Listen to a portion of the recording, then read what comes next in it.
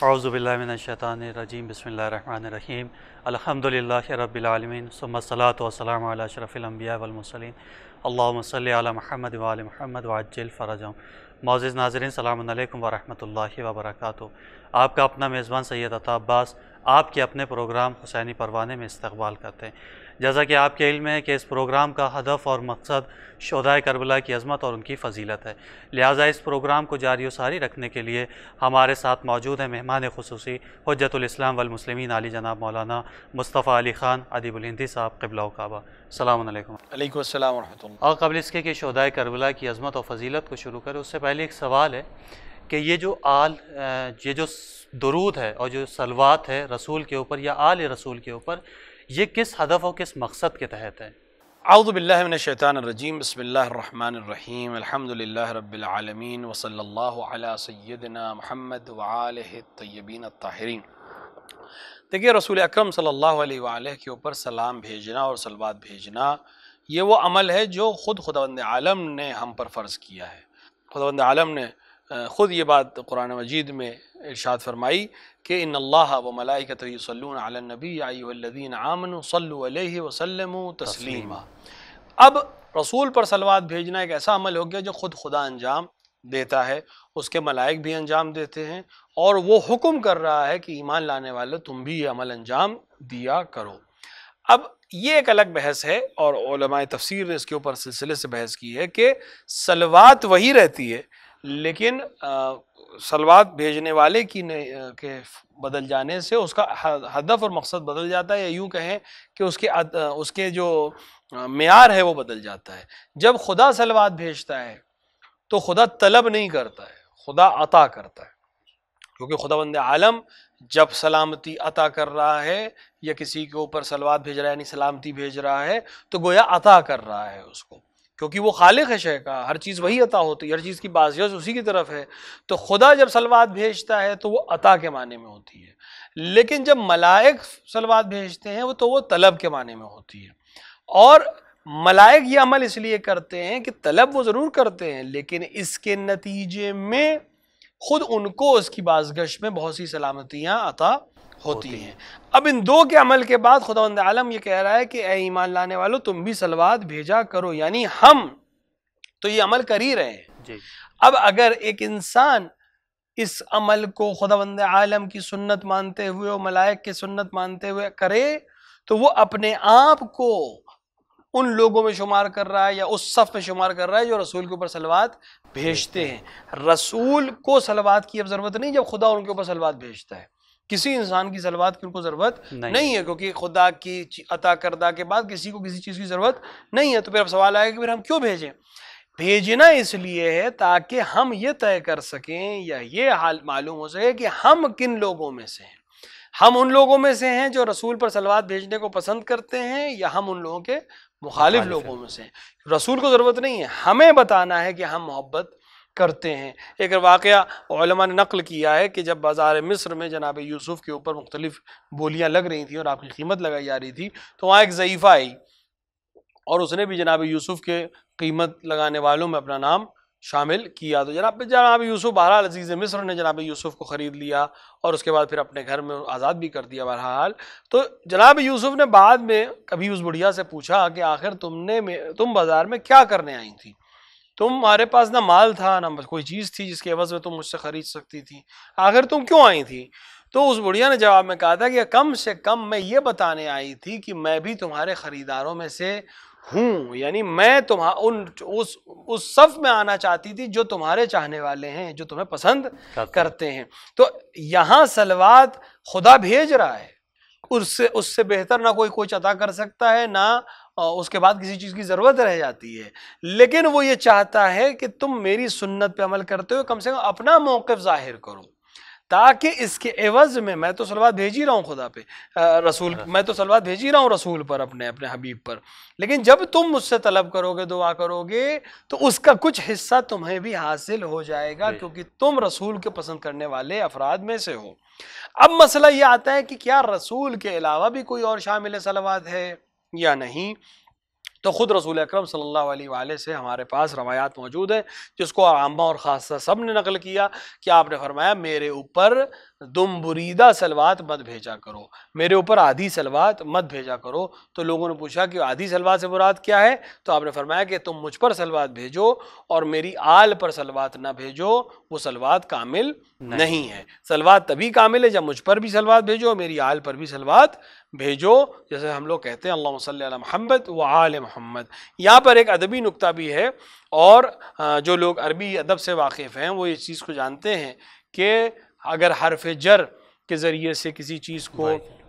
مجرور کیا جائے اور اس کے بعد اس کے اوپر ایڈیشن یعنی عطف کیا جائے تو حرف جر تکرار ہوتا ہے۔ جیسے مثال کے طور پر ہم جناب ابراہیم اور آل ابراہیم پہ جب صلوات بھیجتے ہیں تو ہم کہتے ہیں السلام علی ابراہیم وعلی آل ابراہیم۔ تو یہ علی جو ہے یہ تکرار اس لیے ہوا کہ پہلے والے میں علی ہے، علی ابراہیم، اب واو کے ذریعے سے جب ہم اینڈ لگا رہے ہیں، عطف کر رہے ہیں، تو علی دوبارہ تکرار ہونا چاہیے، یہ عربی گرامر کا ایک قاعدہ ہے۔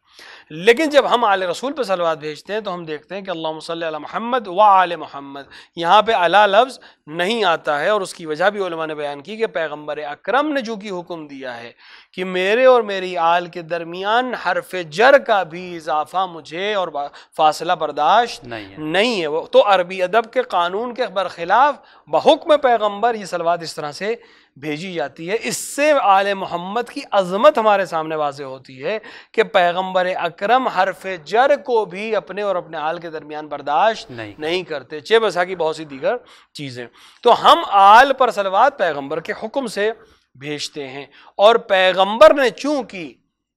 اپنے جزا کے طور پر کسی چیز کو طلب نہیں کیا، خدا نے حکم دیا کہ اگر تم پیغمبر کو احسان کو کچھ بدلہ دینا چاہتے ہو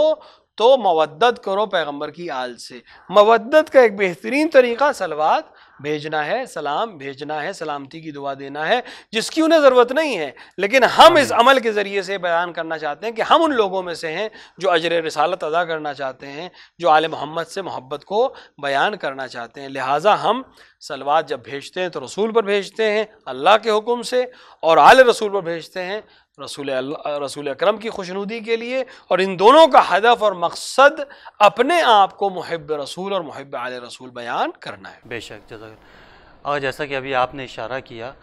کہ پیغمبر اسلام نے یہ فقرہ فرمایا کہ الا المودۃ فی القربہ، یعنی ہماری آل سے تم مودت کرو۔ تو یہ جو دو طرح کے لفظ آتے ہیں، محبت استعمال ہوتا ہے اور ایک لفظ ہوتا ہے مودت، ان دونوں میں فرق کیا ہے؟ بہت اگر ہم عربی زبان کے قاعدے کو دیکھیں تو ایک بہت واضح سا فرق یہ ہے کہ دونوں کا ایک تو باب الگ الگ ہے۔ حب اور حب سے محبت بنا ہے، یہ ایک ایسی چیز ہے جو قلبی بھی ہو سکتی ہے، یعنی اس باب میں جب آپ محبت والے باب میں جائیں گے حبا یحب سے، تو اس میں اظہار ضروری نہیں ہے۔ یعنی اگر آپ کسی سے محبت کرتے ہیں، بہت سے لوگ ہیں لوگوں سے محبت کرتے ہیں لیکن اظہار نہیں کرتے، اس کو ظاہر نہیں کرتے، اور اس کو ظاہر کرنا کوئی ضروری بھی نہیں سمجھتے، یہی کہ محبت ہے یہی کافی ہے۔ لیکن مودت وددہ سے بنا ہے، ودود سے بنا ہے، اس کے اندر باب اس عربی کے اس باب میں جب ہم جاتے ہیں تو اس کے اندر اظہار ضروری ہے، یعنی صرف دل میں رکھ لینا کافی نہیں ہے۔ اور پھر ہم میری آل سے اور میری اطرت سے مودت رکھنا، اس کا مطلب یہ ہے کہ دل میں یہ رکھنا کہ میں محبت کرتا ہوں، میں مودت رکھتا ہوں، یہ کافی نہیں ہے۔ مودت لفظ ہی طلب کر رہا ہے کہ اظہار ہونا چاہیے، یعنی ہم اپنے عمل سے ظاہر کریں کہ ہم محبت کرتے ہیں، ہم زبان پر جاری کریں کہ ہم محبت کرتے ہیں، ہم تقریر کے ذریعے سے، شعر کے ذریعے سے، جس طرح سے بھی اظہار ہونا چاہیے۔ محبت اظہار کے لیے مجبور نہیں کرتی، لیکن مودت کے لیے شرط یہ ہے کہ وہ اظہار ہونا چاہیے۔ لہٰذا خداوند عالم نے ہم سے اجر رسالت کے طور پر محبت اہل بیت یا محبت آل رسول طلب نہیں کی ہے، مودت طلب کی ہے، اور مودت کے لیے ضروری ہے کہ ہم اظہار کریں اپنے عمل کے ذریعے سے، اپنی زبان کے ذریعے سے، اپنے قلم کے ذریعے سے، جو بھی طریقہ ہمارے پاس ہو، تاکہ اظہار ہو، لوگوں کو معلوم ہو کہ ہم مودت رکھتے ہیں رسول اور آل رسول سے۔ بے شک، جزاک اللہ۔ ناظرین، جیسا کہ مولانا نے ابھی جس جانب اشارہ کیا، محبت اور مودت کے فرق کو بیان کیا۔ محبت کا تعلق اظہار سے نہیں ہے لیکن مودت کا تعلق اظہار سے، لہذا فقط ہماری لقلقہ زبانی نہ ہو کہ ہم علی ابن ابی طالب علیہ السلام کو امام مانتے ہیں یا امام حسین علیہ السلام کو اپنا امام مانتے ہیں، بلکہ ہمارے کردار سے حسینی خوشبو آنی چاہیے، ہمارے عمل سے علی ابن ابی طالب علیہ السلام کے کردار کی خوشبو آنی چاہیے۔ جزاک اللہ۔ اگر جیسا کہ اس ایپیسوڈ کا ہدف و مقصد شہدائے کربلا کی عظمت ہے، لہذا اگلے شہید کربلا کی عظمت و فضیلت کو آپ بیان فرما دیں۔ آج جس شہید کا نام سب سے پہلے ہم اپنی فہرست میں ذکر کر رہے ہیں وہ جناب عباد بن مہاجر ہیں، یا عباد بن مہاجر یا عباد بن مہاجر، یہ تینوں طرح سے یہ بیان آیا ہے، اور ان کے بارے میں دوسری صدی کے جو مختلف علماء ہیں اور راویان ہیں، جیسے فضل بن زبیر ایک مشہور راویوں میں سے ہے، انہوں نے لکھا ہے کہ عماد جو ہے وہ کربلا میں قبیلے جہنیہ کی طرف سے شہید ہونے والے افراد میں سے ہیں، اور سیرت نگاروں نے وہ خاندان نسبت و طہارت کے ان محبت کرنے والوں میں ان کو شمار کیا ہے کہ جب امام حسین مکے سے عراق کی طرف روانہ ہوئے تو آپ اور دوسرے افراد جو تھے وہ ایک خاص جہنیہ کا جو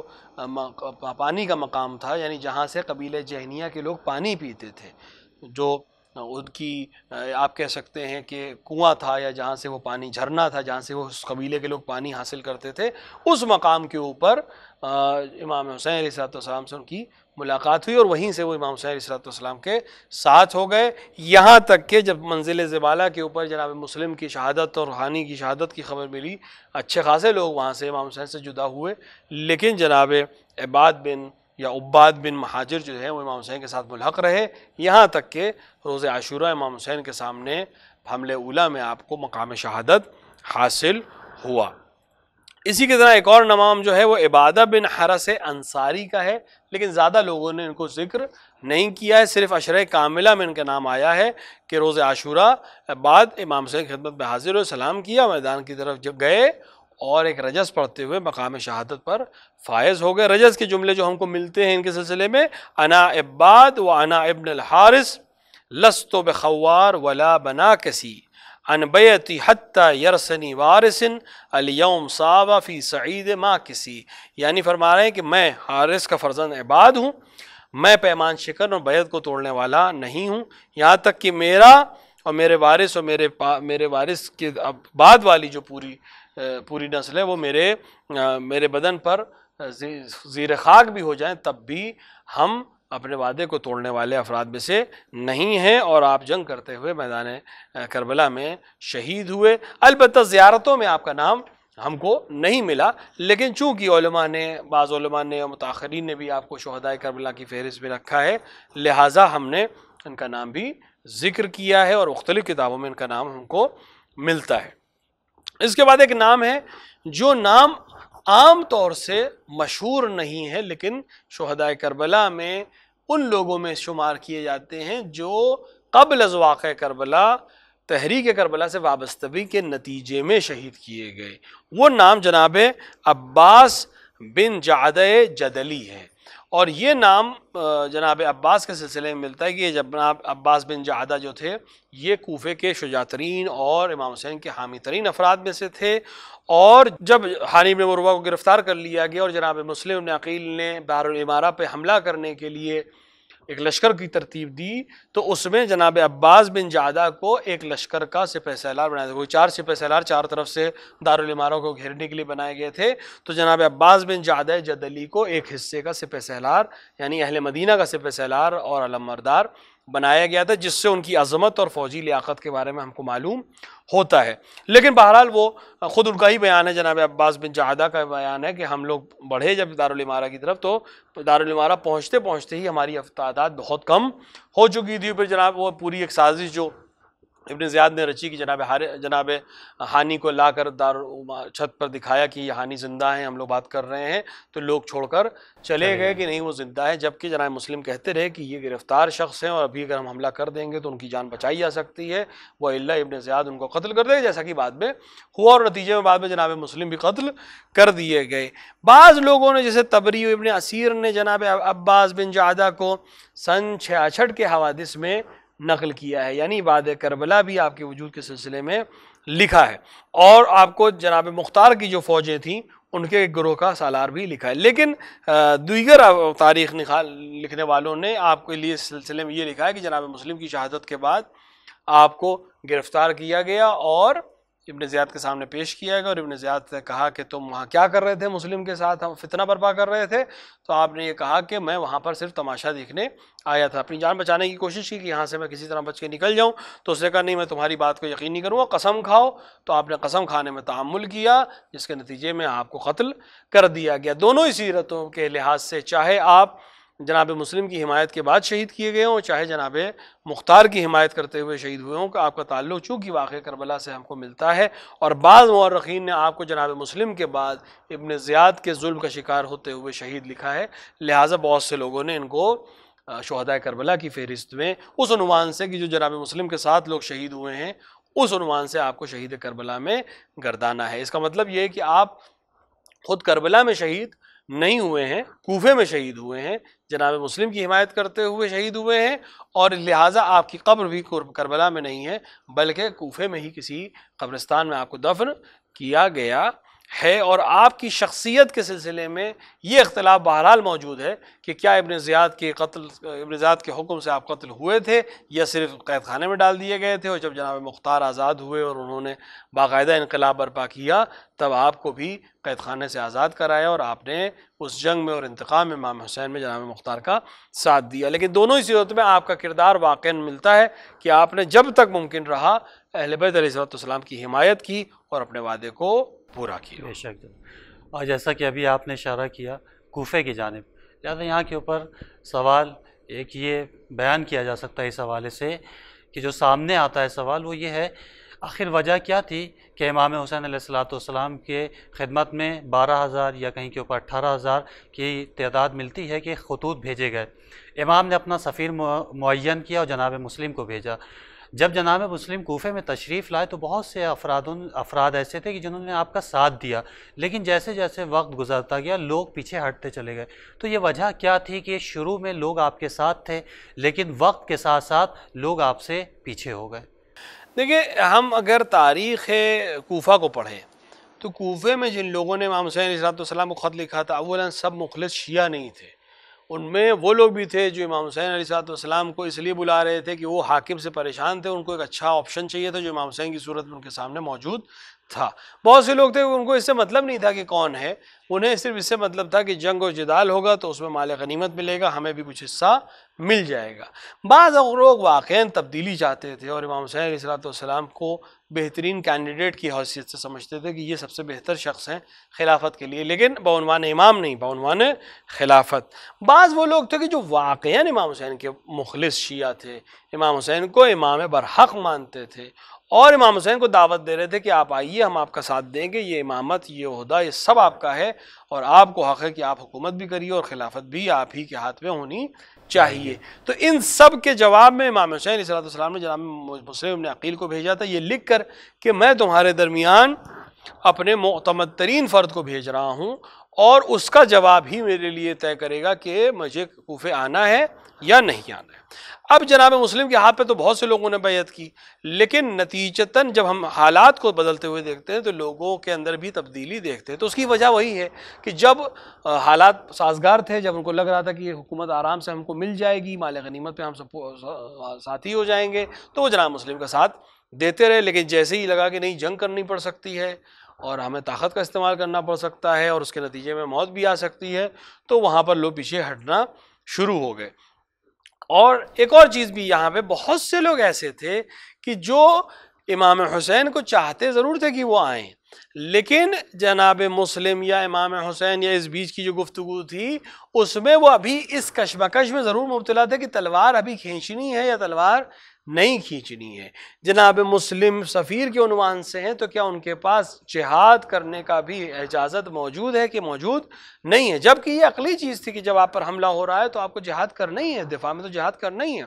لیکن بہرحال بہت سے لوگوں نے اس طرح کی غلطیاں بھی کی، یعنی وہ اس طرح سے سادہ زیستی آپ کہہ لیجئے یا سادہ ذہن تھے کہ جن کو بہت آسانی سے مینیپولیٹ کیا جا سکتا تھا، جیسے کہ ابن زیاد جیسے آدمی نے جناب ہانی ابن عروہ کے پورے قبیلے کو مینیپولیٹ کیا اور بعد میں جناب ہانی کو قتل بھی کر دیا کہ لوگ سمجھ نہیں پائے، اتنے آسانی سے اس نے آپ ان لوگوں کو شرعی حوالے سے اور دین کے حوالے سے دھوکہ دیا کہ ان لوگوں کی سمجھ میں بھی نہیں آیا کہ ایسا بھی کیا جا سکتا ہے۔ تو اکثر افراد جو امام حسین علیہ السلام کے طلبگار تھے، یا وہ امام حسین علیہ السلام کو اپنا امام نہیں مانتے تھے، یا وہ لوگ تھے جن کو دنیا چاہیے تھی، امام حسین کے ذریعے مل جائے تو امام حسین کے ذریعے، ابن زیاد کے ذریعے مل جائے تو ابن زیاد کے ذریعے، انہیں اس سے مطلب نہیں تھا کہ ہمیں دنیا کیسے مل رہی ہے۔ تو جب انہیں لگا کہ امام حسین ہمیں دلا سکتے ہیں تو اس نے امام حسین کو سپورٹ کیا، لیکن جب لگا کہ نہیں ابن زیاد یہاں پہ بہتر قابض ہے، اس کی فوج سے کوئی مقابلہ نہیں کر سکتا ہے، تو وہ لوگ ابن زیاد کے حق میں ہو گئے اور اپنے آپ سے خاموش ہو گئے۔ جو مخلص بچے ان میں اکثر گرفتار کر لیے گئے بڑے سردار، اور بعض لوگ جو ہے وہ اس تعامل میں رہ گئے کہ جنگ کرنے کی اجازت ہے یا نہیں ہے، ہمیں انتظار کرنا چاہیے امام حسین آ جائیں تب ہم اقدام کریں، یہ صرف سفیر ہیں، ان کے پاس جنگ کی اجازت نہیں ہے، اور اس طرح کے بہت سے خطاء اجتہادی جسے آپ کہہ سکتے ہیں کرنے کے نتیجے میں جناب مسلم کوفے میں بالکل تنہا رہ جاتے ہیں اور اس طرح سے شہید کیے جاتے ہیں کہ رہتی دنیا ان کے خلوص کو اور ان کے سفیر ہونے کے جو حق تھا جس کو انہوں نے ادا کیا اس کو یاد رکھے گی، اور ابن زیاد کے اس جرم کو بھی یاد رکھے گی کہ پناہ دینے کے باوجود اس نے قتل کیا، وعدہ کرنے کے باوجود اس نے جسم کے اوپر بدسلوکی کی اور آپ کے بچوں کو قتل کیا، ساتھ ہی وعدہ کیا تھا کہ آپ کی زرع بیچ کر قرض ادا کیا جائے یا امام حسین کو خط لکھا جائے، وہ وصیت پر بھی عمل نہیں کیا گیا، جس سے ان کا کردار بھی معلوم ہوتا ہے اور آل محمد کا کردار بھی ظاہر ہوتا ہے۔ بے شک، جزاک اللہ۔ یعنی امام حسین علیہ السلام کی جانب سے بھیجے گئے جناب مسلم جو کہ سفیر امام حسین علیہ السلام تھے، انہوں نے اپنی قربانی امام حسین علیہ السلام کی راہ میں قربان کی۔ لہذا آج کے دور میں جب ہم دیکھتے ہیں اس چیز کے بارے میں کہ آج ہمارے درمیان اس دور میں دو راستے ہیں، یا حق کا راستہ ہے یا باطل کا راستہ ہے، لہذا آج مشخص نہیں ہو پا رہا ہے کہ کون سا راستہ حق کی جانب جا رہا ہے، کون سا راستہ باطل کی جانب جا رہا ہے۔ لیکن یہ میدان کربلا شاید ہمارے لیے ایک نمونہ عمل یا ایک درس بن سکتا ہے کہ جس کی بنیاد کے اوپر ہمیں معلوم ہو سکے کہ حق کا راستہ کون سا ہے، باطل کا راستہ کون سا ہے۔ لیکن بہت سے دشمنان آل محمد علیہ السلام یا ایسے دشمن کہ جو تشیع کے ہیں، اسلام کے ہیں، دین کے ہیں، قرآن کے ہیں، وہ یہ چاہتے ہیں کہ حق کے راستے کو بند کر دیا جائے اور باطل کے راستے کو کھول کے عوام کو، لوگوں کو، محب آل محمد علیہ السلام کو اس راستے کے اوپر لا کے گمراہی کی جانب لے جایا جائے۔ لہذا آج ہماری سب سے اہم ذمہ داری حق و باطل کے راستے میں تشخیص دینا ہے۔ تو ہم کس سے مراجعہ کریں، ہم کیا ایسا کام کریں کہ ہمیں معلوم ہو سکے کہ حق کا راستہ کون سا ہے؟ بہترین آپ نے اپنے سوال میں ہی جواب بتا دیا کہ بہترین طریقہ تشخیص کا کہ کون سا راستہ حق کا ہے وہ راستہ ہے جو امام حسین علیہ السلام کا راستہ ہے، وہ راستہ جو اصحاب امام حسین علیہ السلام کا راستہ ہے۔ امیر المومنین علیہ السلام کے لیے خود پیغمبر اکرم نے فرمایا کہ علی حق کے ساتھ ہیں اور حق علی کے ساتھ ہے، اور حق ادھر ادھر مڑ جاتا ہے جدھر جدھر علی مڑتے ہیں۔ اس کا مطلب یہ ہے کہ ہمیں امیر المومنین کی پیروکاری کرنی ہے، ہمیں امام حسن اور امام حسین اور دیگر ائمہ علیہ السلام کی پیروی کرنی ہے۔ اور آج کے دور میں جو ہمارا وظیفہ ہے وہ امام عصر نے مشخص کر دیا ہے کہ اب غیبت کے زمانے میں تمہاری ذمہ داری ہے کہ ہمارے راویوں سے اور ہمارے مراجع سے یعنی ہمارے علماء کی طرف تم رجوع کرو۔ تو اگر عوام یہ چاہتی ہے کہ وہ امام کی نصرت کرے، اگر عوام یہ چاہتی ہے کہ حق اور باطل میں تمیز کر سکے، تو اس کی ذمہ داری ہے کہ علماء کا احترام کرے، علماء کے ذریعے سے دین کو حاصل کرنے کی کوشش کرے، علماء کے بتائے ہوئے راستے پر چلے۔ بے شک اس میں یہ ضروری ہے کہ جس عالم کا وہ انتخاب کریں اس کا بھی شرائط امام نے بیان کر دی ہیں کہ عالم بھی ایسا ہونا چاہیے جو اپنے نفس کے اوپر کنٹرول رکھتا ہو، جو اپنے مولا کا مطیع ہو اور احکامات شریعہ کی پابندی کرتا ہو۔ انسان جس عالم میں یہ کوالٹیز دیکھے اس سے دین کو حاصل کرے، اس سے اپنے راستے کے لیے رہنمائی طلب کرے، امام حسین علیہ السلام کے راہ پر گامزن ہو اور دنیا اور آخرت میں سعادت حاصل کر سکے۔ جزاک اللہ خیر الجزا، اور بہت شکریہ کہ آپ نے اپنے بیان کے ذریعے سے شہدائے کربلا کی عظمت اور ان کی فضیلت کو ناظرین تک کے منتقل کیا۔ ناظرین، جس جانب مولانا نے اشارہ کیا وہ واقعاً ایک اہم پیغام ہے ہمارے لیے اور آپ سب کے لیے کہ آج عالم انسانیت کے لیے علماء اور مراجع کرام ہدایت کا چراغ ہیں، لہٰذا ان کے سائے میں اپنی رہنمائی فرمائے تاکہ دشمنان آل محمد کا جو مشن ہے اور جو وہ چاہتے ہیں وہ نیست و نابود ہو سکیں، اور ہم اپنے مقصد و اہداف میں جس کو ائمہ اطہار علیہ السلام ہم سے چاہتے ہیں اس میں ہمیں کامیابی حاصل ہو۔ انشاءاللہ امید ہے کہ یہ پروگرام آپ کے لیے مفید ثابت ہوگا، اس التماس کے ساتھ کہ نیچے دیے گئے ہوئے نمبرز کے اوپر اپنے رائے اور اپنے مشورے کے ذریعے سے ہم کو ضرور نوازیں اور خود بھی اس پروگرام کو دیکھیں اور دوسروں تک کے بھی اس پروگرام کو پہنچائیں تاکہ عالم انسانیت میں شہدائے کربلا کی عظمت عام ہو سکے۔ والسلام علیکم ورحمۃ اللہ وبرکاتہ۔ آئیے مل کر اپنے وقت کے امام کے ظہور کی دعا کرتے ہیں۔ بسم اللہ الرحمن الرحیم۔ اللہم عجل لولیک الفرج۔